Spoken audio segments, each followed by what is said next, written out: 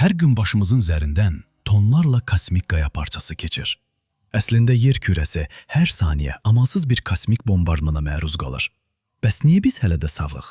Niyə şəhərlərimiz nəhəng kraterlərlə dolu deyil? Çünki biz kainatın ən mükəmməl müdafiə sisteminə sahibik. Birinci və ən əsas qalxanımız atmosferdir. Kosmosdan saniyədə onlarla kilometr sürətlə daxil olan meteoritlər havaya toxunduğu anda şiddətli sürtünmə ilə özləşir.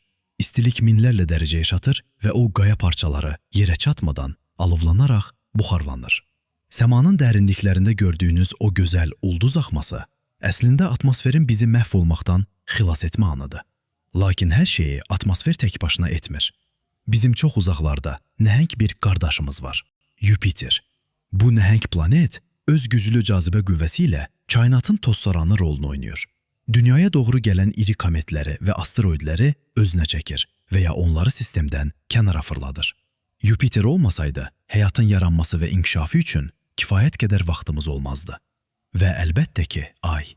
Onun üzərindəki milyonlarla yara izi əslində bizim yerimizə aldığı zərbələrin nəticəsidir.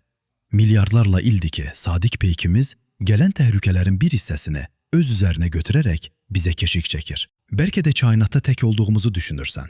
Amma bütün bu qoruyucu qalxanların eyni anda mövcud olması bir şeyi sübut edir. Biz bura məxsusuq və çox yaxşı qorunuruq.